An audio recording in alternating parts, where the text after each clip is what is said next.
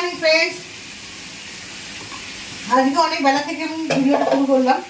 আসলে অনেক সকাল সকালে উঠেছি, কিন্তু ভালো লাগছে না, কেমন লেথাদি লাগছে না, চারিদিকে শুধু জল জল আর জল, আর ভালো লাগছে না।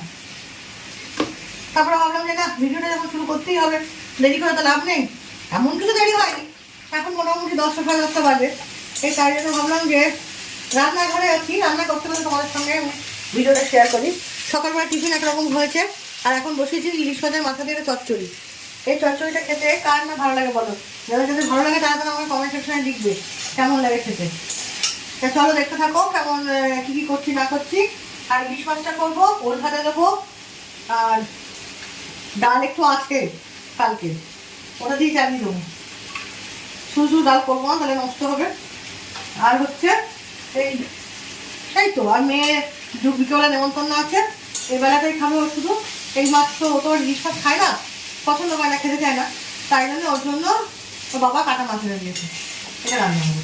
ঠিক আছে, সঙ্গে থাকো, দেখতে থাকো কী কী করি না করি। আবার আসছি। হ্যালো। হ্যাঁ হ্যালো। হাই। হ্যালো ভাই, কি এখন বেলা তো রান্না হয়ে গেল ভাই? ওয়েলকাম ব্যাক টু মাই রান্নাঘর। বলো না, রান্নাঘর বলা হয়ে গেছে আমার। কি রান্না হচ্ছে? চচ্চড়িটা বসিয়েছিলাম, চচ্চড়িটা হয়ে গেল। চচ্চড়িটা মাছের মাথা দিয়ে নেড়ে দাও, পুড়ে যাবে। নামিয়ে দেবো না, এটা নামিয়ে দাও, না না নামিয়ে দাও, নাহলে পুড়ে যাবে কিন্তু ফট করে। আর এটা কি? এই যে মাছটা এটা কি এখন মাছ? বরফ এতগুলো মাছ করলে আরে রাত্রে লাগবে না আবার? তাহলে তোমার ইলিশ মাছ বেশ তো, থাকলেও এটা লাগবে একটু। আর এটা কি হবে? ওইটা ওল ভাতে দেবো। তা আলু ভাতে দিয়েছে কেন ওল ভাতের সাথে? আমি খাবো ওই ইলিশ মাছটা খেয়ে। না, ওটা বন্ধ করে দাও, এটা কাকে নামিয়ে নাও, হয়ে গেছে। দেখো, আমার তো দুধটা থেকে একটু দুধের সর দিয়ে ভাত খেতে ইচ্ছা করছে। না তুমি কারণ আমাকে ফালতু একটা সকাল সন্ধ্যাবেলা টিফিনটা হয়, সকালবেলা টিফিনটা দিয়ে আমাকে একটা ফালতু টিফিন খাওয়াবে, হ্যাঁ আমার ভালো লাগছে না। চচ্চড়ি হয়ে গেল, এইবার বসিয়ে দেবো মাছটা। তার আগে একটু চান করবো, গরম লাগছে। হ্যাঁ, যতই বৃষ্টি হোক, একটা ব্যবসা করা গরম আছে। তোমার গরমটা একটু বেশি লাগে, এটা স্বাভাবিক, প্রেশার আছে, কিন্তু ওয়েদার যথেষ্ট ভালো ওয়েদার। এবার রান্নাঘরে তো গরম লাগবেই। ওষুধ খাইনি আমি। চচ্চড়ি হয়ে গেছে কমপ্লিট। এবার হবে হচ্ছে আমাদের কি হবে, যেটা হয় তাহলে আজকের মেনু কি হচ্ছে তাহলে?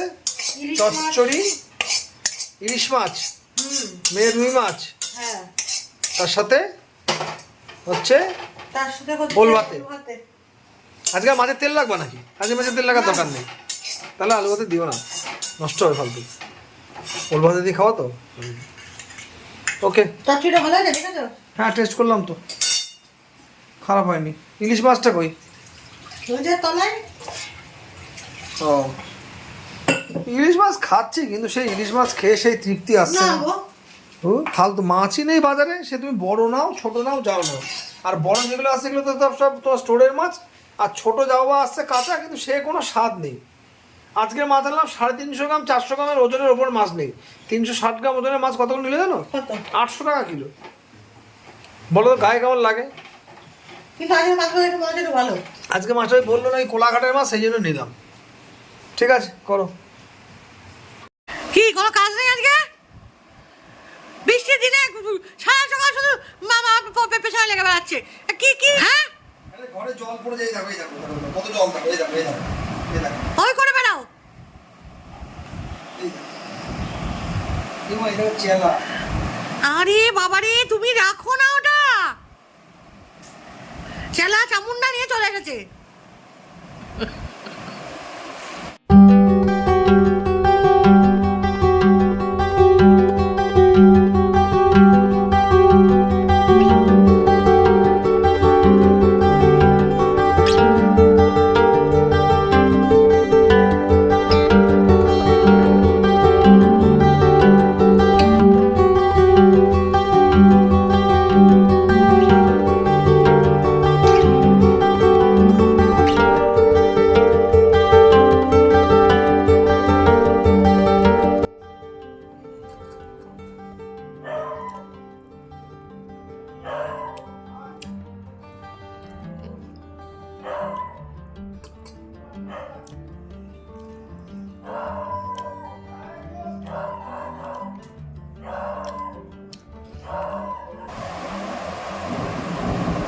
অনেকক্ষণ পর আবার আমি তোমাদের সামনে এলাম। আজকে বেশ ঠান্ডা ঠান্ডা পড়েছে, তাই জন্য ভাবছিলাম কি কাজটা একটু গুছিয়ে রাখি। সবই রেডি করা আছে, একটুখানি যদি রেডি করে রাখি তাহলে সকালবেলাটা একটু রিলিফ পাই। অনেক কাজ থাকে সকালের দিকে, সেগুলো হয়তো একটু করে ফেলতে পারবো, সেই ভেবে করতে বসা। এই ডালটা করে রাখি আর মাছটা করে রাখি, তাহলেও তো অনেকটা এগোবে। আর যদি ওল টোল খায়, ওলের তরকারি খায়, তাহলে কালকে করে নেবো ওলের তরকারিটা। শুধু এইটুকুনি করে রাখবো। তাই জন্য ভাবলাম যে রেডি করা আছে যখন, তখন তাহলে টাইম নষ্ট করে লাভ নেই। আর এখন কি বলুন তো, যদি আমি না কাজ করি তাহলে শুয়ে বসে হয়তো সময়টা কাটিয়ে দেবো।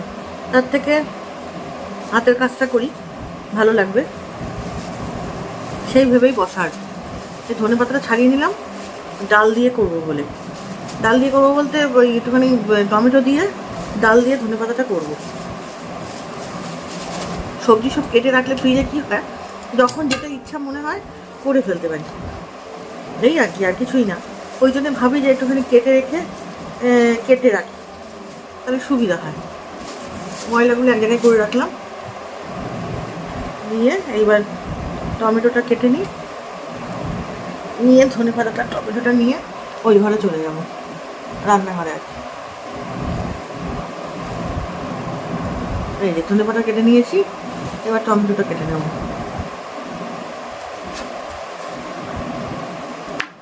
তিনটে টমেটো নিয়েছি কেন, একটা মাছে দেবো তাই জন্য।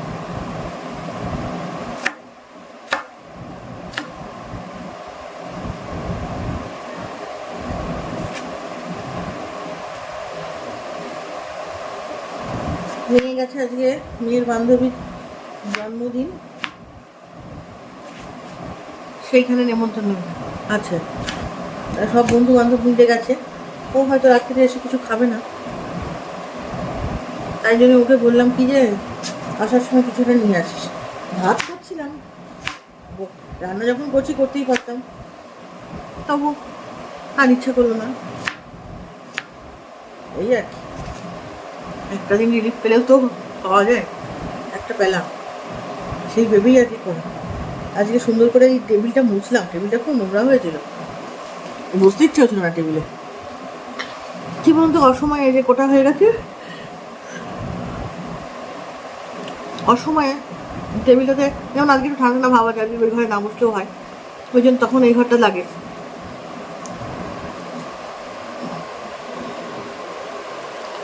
আজকে একটু ঠান্ডা ঠান্ডা ভাব আছে, ওই জন্য আজকে ওই ঘরে না বসলেও হয়, এই ঘরটা তখন একটুখানি মনে হয় একটু বসি। আসলে এত গরম না, আমি গরম মুহূর্তে সহ্য করতে পারি না, ওই জন্য ওই ঘরে গিয়ে বসে থাকি। এবার আজকে তো ওয়েদারটা খুবই সুন্দর, খুবই নরম, খুবই সারাদিন তো বৃষ্টি হচ্ছিলো, এই বৃষ্টিটা এখন একটুখানি পরে এই সন্ধ্যেবেলা দমলো, থামলো আর কি। তাই জন্য ভাবলাম যে রান্নাগুলো তাহলে করি। রান্না করতে আমার ভালো লাগে, কিন্তু কী বলুন তো, আমি গরমে না পেরে উঠি না, মানে আমার শরীর দেয় না, আমাকে স্বাদ দেয় না, এত কষ্ট হয় আমার। শীতকালে আপনি আমাকে যা বলবেন আমি সমস্তটা রান্না করে দেবো একবারে, কিন্তু আর দুবার বলুন, তিনবার বলুন, চারবার বলুন, পাঁচবার বলুন রান্না করে দেবো, কিন্তু আমি গরমকালে মোটেই পারি না, খুব কষ্ট হয়। যাই হোক, চলো, কাটাকুটি সব কমপ্লিট হয়ে গেল।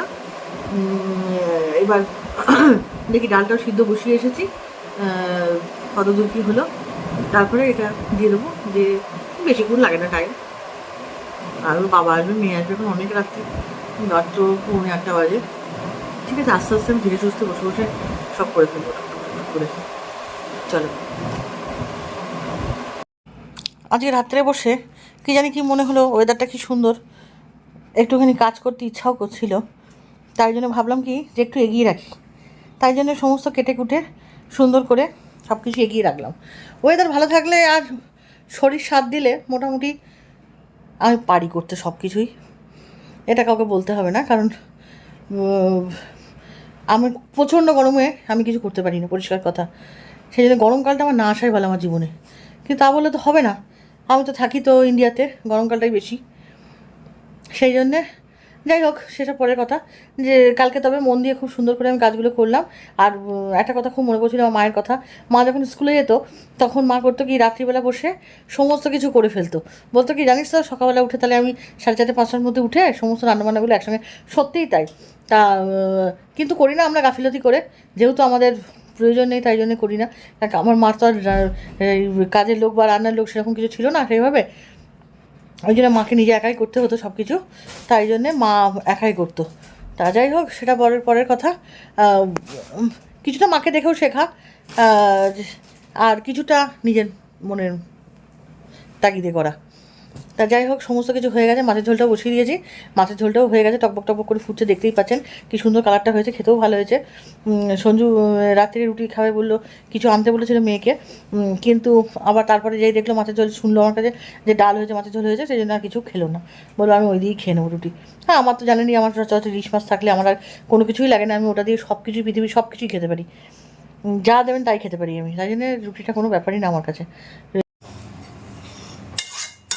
হয়ে গেল মাছের ঝোল, ব্যাস এবার কড়াইটা পরিষ্কার করে রেখে দেবো, কালকে এটা করবো, আলু চচ্চড়িটা কালকে করবো, কেটে রেখেছি, রেখে দেবো। আমার সমস্ত কাজকর্ম শেষ আজকের মতো। এবার এই যে আলু চচ্চড়ি কেটে নিয়েছি, সমস্ত কিছু রেডি করে রেখে দেবো, সব কিছু তাহলে কালকে তাড়াতাড়ি আমার হয়ে যাবে।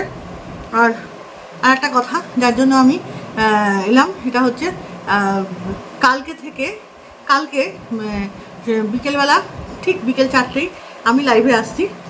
আসলে ও শম্পা লাইভ করছিল আমার হয়ে, কারণ হচ্ছে ওর প্রচুর কাজের চাপ আছে। ও যেহেতু ও টেলার, তো ব্লাউজ ফ্লাউজ সব তৈরি করে, প্রচুর কাজের চাপ এসেছে, ও করতে পারছে না, সময় দিয়ে উঠতে পারছে না। এবার আমারও লাইভটা দেরি হয়ে যাচ্ছে করতে, ওই জন্যে কালকে আমি লাইভে আসবো।